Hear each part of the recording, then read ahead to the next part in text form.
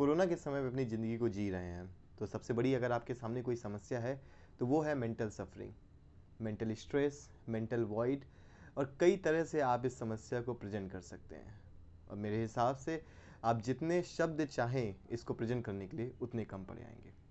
जब एक तरफ कोरोना वायरस की वजह से हम सभी लोगों को चार दीवार के अंदर कैद कर दिया गया, एक ऐसा वायरस जो बहुत तेज़ी से फैल रहा हो, जिसमें आपको अपनी जान का खतरा महसूस हो रहा हो, उसके चक्कर में अगर आपको अपने कमरों में बंद हो जाना पड़े तो आपको पता चलेगा कि कितने हालात ऐसे उभर के आ जाते हैं जिसमें आपको सबसे ज़्यादा समस्या आपके मन को, आपके दिमाग को, और कई तरह से आप इस नाम को प्रेजेंट कर सकते हैं। सोल कह सकते हैं, माइंड कह सकते हैं, ब्रेन कह सकते हैं। इस बारे में बात करूंगा कि आखिर ये तीनों अलग कैसे हैं और इसका हिस्टोरिकल इम्पोर्टेंस क्या है। लेकिन अभी सवाल ये है कि इससे सबसे ज़्यादा इम्पैक्ट कौन हो रहा है। अगर सही मायनों में एक स्टूडेंट के पर्सपेक्टिव से देखा जाए तो ऐसे कई लोग हैं जिन्होंने पिछले साल एडमिशन लिया और आज भी वो कॉलेज का दरवाज़ा नहीं देख पाए हैं। वो आज भी कमरों में बंद एक स्क्रीन के ऊपर अपनी क्लासेज ले रहे हैं। एजुकेशन के मायने बदलते जा रहे हैं। तो एक सही मायने में जब हम एजुकेशन को सेल्फ का फ्लरिशमेंट या फिर हम एक बेहतर इंसान जिसको हम कह सकते हैं आम भाषा में, उस आधार पे देखें तो एजुकेशन के मायने जब पूरी तरह से टूट रहे हों तो स्टूडेंट के मानसिक दबाव पर, उनकी मेंटल सफरिंग पर किस तरह से हमें देखना चाहिए। और अगर इसी चीज़ को हम एक्सटेंड करें तो महिलाओं की कंडीशन को देखिए, आदिवासियों की कंडीशन को देखिए, दूर दराज गांव में बैठे उन लोगों को जिन्होंने अपना जीवन हमेशा खेतों में बिताया हो, अगर उन्हें कमरों में बंद कर दिया जाए तो उस तरह की मेंटल सफरिंग के बारे में हम क्या सोचेंगे। तो सवाल मेंटल सफरिंग का है। सवाल है अगर इंसान मानसिक दबाव से जूझ रहा हो तो वो कैसे निपटे। सवाल इस बात का भी है कि अगर हम लोग इन सारी समस्याओं से जूझ रहे हैं तो हमारे दिमाग पे कितना असर पड़ेगा और हम इसको फिलोसॉफिकली कैसे देख सकते हैं। मैं प्रशांत कुमार और आप देख रहे हैं अंडरग्राउंड फिलॉसफीज। अगर हम दर्शन का इतिहास उठाकर देखें, चाहे वो भारतीय हो या पाश्चात्य हो या किसी भी तरह का दर्शन, दर्शन को अधिकतर हम लोग रीजन में डिवाइड कर देते हैं। अगर हम रीजन से हटा दें तो कई बार ऐसा देखने को मिलता है कि जो शुरुआती, जो हम लोगों ने जिस पे चर्चा की, शुरुआती आधार पर जैसे जैसे विचारों का समागम हुआ, उसमें आपको मन और मैटर या फिर हम कहें माइंड और मैटर का डिस्टिंक्शन नहीं देखने को मिलता है। जो आपको डिस्टिंक्शन देखने को मिलता है अगर हम ग्रीक फिलॉसफी या पाश्चात्य की बात करें तो वहाँ पे आपको सोल और मैटर का मिलता है, यानी साइकी और मैटर का आपको एक डिस्टिंक्शन देखने को मिलता है। अगर हम इंडियन फिलॉसफी में देखें तो मन सोल का एक पार्ट की तरह पे हम देख सकते हैं, जिसमें से हम मोटर ऑर्गन्स, जिसमें हम हाथ पैर इन सबको काउंट करते हैं, या फिर हम ज्ञानेंद्रियाँ जिसमें हम आँख कान नाक इन सबको करते हैं। इसके बाद हम जैसे जैसे पीछे आते जाते हैं वैसे वैसे एक मन का एक एस्पेक्ट आता है जो बाकी सारे जो एक्सपीरियंसेस है उसको रिलेट करता है।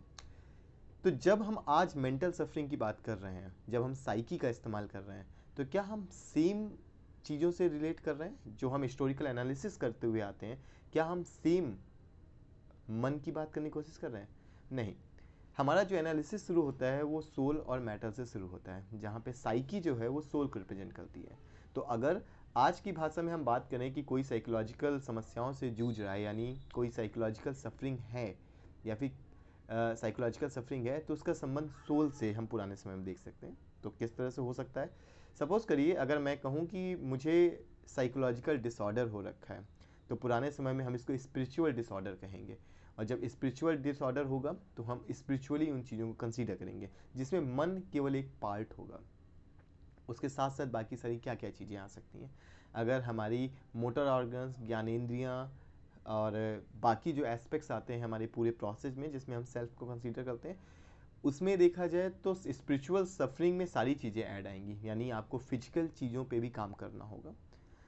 इसके अलावा आपको अपने जो आँख कान नाक इनके द्वारा जो एक्सपीरियंसेस मिल रहे हैं इन पे भी आपको काम करना होगा, फिर मन पे काम करना होगा। लेकिन जैसे जैसे हिस्ट्री आगे बढ़ती गई, साइकी का डिटर्मिनेशन, साइकी का जो रेफरेंस है उसे हम माइंड से जोड़ते रहे। तो अगर हम 16 to 17 सेंचुरी के जो पूरा डिस्कोर्स शुरू हुआ वहाँ पे हमने माइंड और मैटर का डिस्कोर्स देखा, जहाँ पे माइंड स्पिरिट को रिप्लेस कर रहा है। इसमें सबसे बड़ी बात यह है कि माइंड कुछ ऐसा है जो मैटर नहीं है। क्या है इसके बारे में हम फिर कभी चर्चा करेंगे। तो जब उस तरह से हम मेंटल सफरिंग की बात करेंगे तो सिर्फ और सिर्फ हम माइंड की बात करेंगे। माइंड जहाँ पे आप इमोशनल चीज़ों को फील कर सकते हैं, माइंड जहाँ पे आपके विचार हो सकते हैं, माइंड जहाँ पे आपके बिलीफ्स हो सकते हैं, रेशनल पार्ट हो सकता है, और हम कई तरह से उसके डिफरेंसेस देखते हैं। पर जैसे जैसे साइंसेज का इन्फ्लुएंस बढ़ता गया और हमारे पास ये काबिलियत आती गई कि हम अपने सर के ऊपरी पार्ट को चीर कर ये देख सकते हैं कि अंदर क्या हो रहा है, कौन सी न्यूरॉन्स किस तरह से एक्ट कर रहे हैं, किस न्यूरॉन्स के सी फाइबर्स कहाँ पे एक्टिवेट हो रहे हैं। तब हमने जाना कि अगर हम हंसते हैं तो कौन सा सी फाइबर ज़्यादा एक्टिवेट होता है, ब्रेन का कौन सा पार्ट ज़्यादा एक्टिवेट हो जाता है, और यही आगे चल के ब्रेन तक हम चीज़ों को पहुँचते हैं। तो जो एक पूरी हिस्टोरिकल जर्नी रही है सोल से माइंड की, माइंड से ब्रेन की, आज हम साइकेट्री की अगर हम बात करते हैं तो हम उस दौरान उस जगह पहुंच चुके हैं जहाँ पे हम ब्रेन पे ज़्यादा काम करते हैं। तो अगर आज का हम एनालिसिस देखें तो एक तरफ जब हम इंडियन ट्रेडिशन की तरफ से देखते हैं तो स्पिरिचुअलिज्म का पूरा एक दायरा है जहाँ पे आप योगा करते हैं, ध्यान करते हैं, धारणा करते हैं, और उसके आधार पे हम चीज़ों को समझने की कोशिश करते हैं। दूसरा, जब हम साइकोलॉजी की बात करते हैं जहाँ पे साइकी का स्पेसिफिकली मतलब माइंड से रिलेट किया जाता है।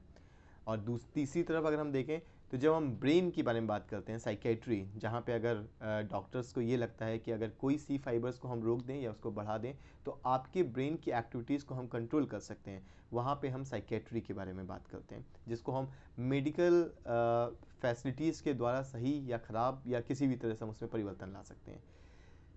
तो इन सब के बीच में हम मेंटल सफरिंग को कहाँ रख सकते हैं? मतलब अगर कोई ये कहे कि मैं घर के अंदर कैद हूँ, तो किस तरह से उस सफरिंग को देखना चाहिए? क्या वो सिर्फ और सिर्फ माइंड की ही सफरिंग है? मतलब क्या सिर्फ वो हमारे विचारों में ही है?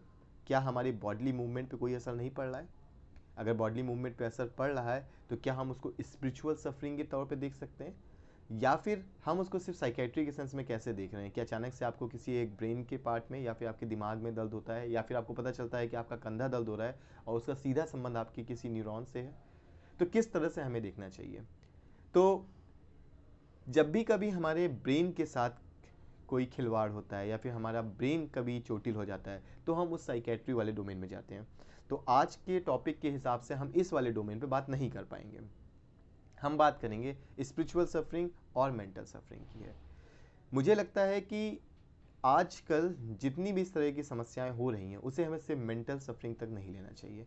अगर सिर्फ मेंटल सफरिंग तक की होती तो पोटेंशियल इंसान होने के नाते हम उन पे बहुत अच्छे से रीजन कर सकते थे। इवन इमोशनल सिचुएशन होने के बावजूद भी हम कई कारणों से उन इमोशन को साइडलाइन या फिर सप्रेस कर सकते हैं। सप्रेस शायद गलत वर्ड होगा।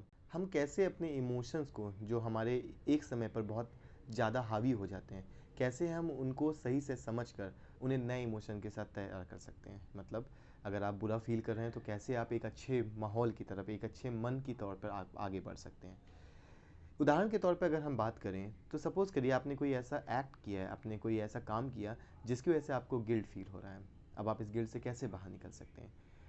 आप बहुत हद तक ये कोशिश कर सकते हैं कि आप उस एक्ट को करने के पीछे की चीज़ों को जान सकते हैं। आखिर ऐसी क्या वजह रही जिसकी वजह से आपको एक्ट करना पड़ा?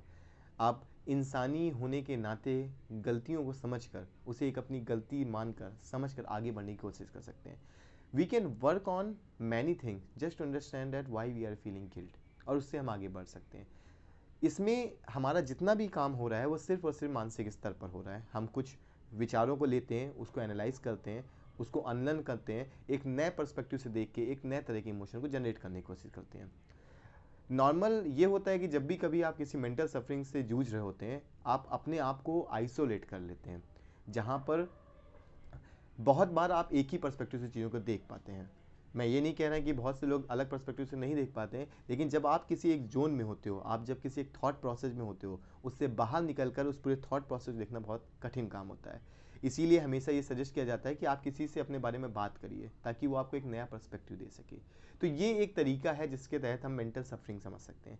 लेकिन आज के जो स्टूडेंट्स के साथ हो रहा है, आज के जो जितने भी लोग हैं, भारत में हो या भारत के बाहर, जितने भी लोग कोरोना की वजह से कमरे के अंदर बंद कर दिए गए हैं, ना ही उनके अंदर कोई गिल्ट है, ना ही उन्होंने कोई ऐसा एक्शन लिया है, ना ही उन्होंने कुछ ऐसा किया है जिसकी वजह से उनको ऐसा महसूस करना पड़े।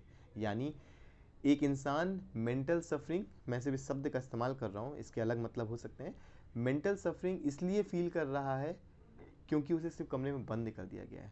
वो अपने आप को अपनी मेंटल स्टेट से आइसोलेट पा रहा है, वो एलिनेट हो चुका है। उसे ये भी नहीं पता कि आखिर उसने ऐसे क्या किया जिसकी वजह से उसे मेंटल सफरिंग जैसा कुछ फील हो रहा है। मानसिक रूप से वो थका हुआ महसूस कर रहा है, उसके पास कोई कारण नहीं है। और ऐसा कई बार होता है जब आपके पास कोई कारण नहीं होता है फिर भी आप गमगीन सा महसूस करते हैं। तो ऐसे समय में आप क्या कर सकते हैं? ऐसे समय में जब आपके पास मेंटल सफरिंग का कोई ऑब्जेक्ट नहीं है, उस दौर पे आप क्या करेंगे?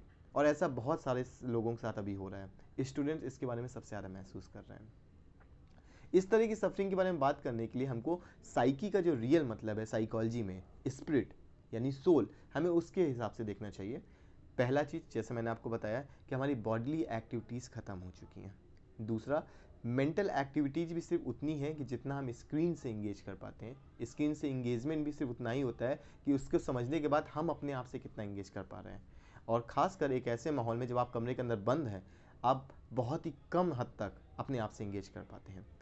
इसके अलावा आपके जो ज्ञानेंद्रियां हैं, आपके जो एक्सपीरियंस के टूल हैं, आँख, कान, नाक, सेंस, इनको भी सीमित कर दिया गया है। आपको देखने का, सुनने का, स्पर्श करने का, टेस्ट करने के दायरे लिमिटेड कर दिए गए हैं। यानी जितने भी तरीके से इंसान अपने होने का एहसास ला सकता था, उनको सीमित कर दिया गया है। और इस तरह की जब सफरिंग आती है तो कई सारे ऐसी चीज़ें हो रही थी जिसमें से इस बात का पता लगाना कि आखिर ऐसा कौन सा ऑब्जेक्ट है जिसकी वजह से हम सफरिंग महसूस कर रहे हैं, बहुत मुश्किल हो जाता है। इसका सॉल्यूशन क्या हो सकता है? क्योंकि आपको भी ऑब्जेक्ट नहीं पता है और हर एक इंसान के लिए ये पता करना है कि एग्जैक्ट कौन सा ऑब्जेक्ट है बहुत टफ काम है। तो हम इसका सॉल्यूशन क्या निकाल सकते हैं? अगर हम स्पिरिट के उसी यानी साइकी के उसी मायने के साथ, सोल के साथ अगर आगे बढ़ें तो हमें इन तीनों चीज़ों पे फोकस करने की ज़रूरत है। यानी हमें अपने मोटर ऑर्गन्स को फिर से एक्टिवेट करना होगा। तो एक सॉल्यूशन के तौर पे योगा को देखा जाता है, पर योगा आपको एक प्लेटफॉर्म दे सकता है, पर वो पूरी तरह से फिट नहीं हो पाएगा। क्योंकि योगा आपको दो जगह बहुत अच्छे से काम कर जाएगा। मोटर ऑर्गन्स को अगर हम स्ट्रेचिंग की बात करें वो कर सकता है, आसन के तहत कई तरह की चीज़ों को आप डेवलप कर सकते हैं, ध्यान धारणा के तहत आप अपने मन को संतुष्ट कर सकते हैं। लेकिन एक्सपीरियंसेस को कैसे बढ़ाएं? योगा आपका जो छठवीं इंद्री होती है, इसको मन कहते हैं, उसको ब्रॉडन कर सकता है। लेकिन बाकी पांचों को ब्रॉडन करने के लिए आपको और तरीकों से देखना होगा। आपने देखा होगा कि अचानक कोविड खत्म होने के बाद कैसे लोग ट्रैवलिंग की तरफ भाग रहे हैं, कैसे लोग जोमेटो का आपने एग्जांपल देखा कि कैसे जोमेटो का अपना जो सेल है वो बढ़ रहा है। आखिर क्यों? क्योंकि लोग अपने टेस्ट का जो हॉरिजॉन है इसको ब्रॉडन करना चाह रहे हैं। लोग बाहर घूमकर अपने आंखों से देखने के जो विज़न है उसको ब्रॉडन करना चाह रहे हैं। वो एक ज़रूरत है आज, और हमें उसको देखना होगा। यानी हम एक तरह से ये देख सकते हैं कि पार्क्स में कैसे हम फिर से नए तरीक़ों से, जिसमें मालियों की बहुत ज़्यादा रोल बढ़ने वाला है, गार्डनर का वैल्यू बढ़ने वाला है, एस्थेटिक सेंस का बहुत ज़्यादा डेवलप है। आप एक कमरे के अंदर क्या क्या चीज़ें कर सकते हैं। यानी आर्ट एक बहुत अच्छा इस समय एग्जाम्पल है जिसके तहत आप अपनी मेंटल सफरिंग पे काम कर सकते हैं। आपको पेंटिंग पसंद है, पेंटिंग करिए। आपको पोइट्री पसंद है, आप पोइट्री करिए। योगा के अलावा ये सारी चीज़ें उसके अलावा होंगी। योगा के तौर पे अगर आप अल्टरनेट देख रहे हैं तो आप रनिंग कर सकते हैं, जिसकी वजह से आपके मोटर ऑर्गन्स एक्टिवेट होंगे, आपकी बॉडी रिलैक्स फील करेगी। इसके अलावा हम बहुत बात कर सकते हैं कि बॉडी और सोल जिसकी हम बात करें वो मिलती कहाँ है। ये डिकार्स ने एक अपनी समस्या को महसूस किया। उसने जो उसका सॉल्यूशन दिया, शायद हम उससे सहमत हों या ना हो, वो एक अलग सवाल है। लेकिन इसके बाद मन यानी ध्यान। ध्यान जरूरी नहीं है कि आपको उसके लिए किसी आइसोलेशन में बैठना पड़े, आपको किसी एक बिंदु पे केंद्रित होकर सोचना पड़े। ध्यान आप किसी एक थॉट के साथ भी कर सकते हैं। आप इस बात पे भी बहुत ज़्यादा इंगेज कर सकते हैं कि आखिर ये मेंटल सफरिंग क्या है। आप किसी एक कॉन्सेप्ट पे भी बहुत ज़्यादा इंगेज होंगे तो भी उसका ध्यान करना होता है। ध्यान का मतलब है किसी एक बिंदु पर केंद्रित हो जाना, और वो बिंदु एक विचार, एक ऑब्जेक्ट, एक व्यक्ति, एक पर्सन, किसी की आंखें, कोई पर्वत, कोई समंदर, कुछ भी हो सकता है। तो ध्यान वहाँ पे हो सकता है। और जब आप ध्यान पे बहुत ज़्यादा फोकस करते हैं तो आपका ब्रेन अपने आप एक्टिव होता है, यानी आपका आपके साथ एंगेजमेंट बढ़ जाता है, जिसको हम सॉलिट्यूड में सॉलिलिक्यू बोलते हैं। यानी जब आप अकेले बैठे होते हैं तो आप अपने आप से कितना ज़्यादा बात कर रहे हैं। और इन सारी चीज़ों के लेकर आप एक नए आधार पर धारणा की बात करते हैं, जिसको हम आम भाषा में पर्सपेक्टिव बोलते हैं। पर्सपेक्टिव के बारे में हम फिर कभी बात करेंगे, लेकिन योगा यानी मोटर ऑर्गन्स की एक्टिविटी के बाद मेंटल एक्टिविटी के साथ हमारा इंगेजमेंट का कैसे बढ़ना और फिर हमारे पर्सपेक्टिव को कैसे चेंज करना। और जब हम इस पर्सपेक्टिव के चेंज करने की बात करेंगे, उसी समय जो हम साइकोलॉजी में साइकी का स्पिरिट से मतलब ढूंढ रहे हैं, वो स्पिरिट में जिस तरह की सफरिंग जो हम महसूस कर रहे हैं उसको कम करने की हम एक सक्सेसफुल अटेम्प्ट लेंगे और हम महसूस भी करेंगे कि कैसे इन सारी चीज़ों के बारे में चेंज हो रहा है। और इसी धारणा को जब हम बदलना शुरू करते हैं तो हमें ऐसा महसूस होता है कि जो हमारा मन का दबाव है वो कम हो रहा है। आप देख रहे थे अंडरग्राउंड फिलॉसफी, प्रशांत।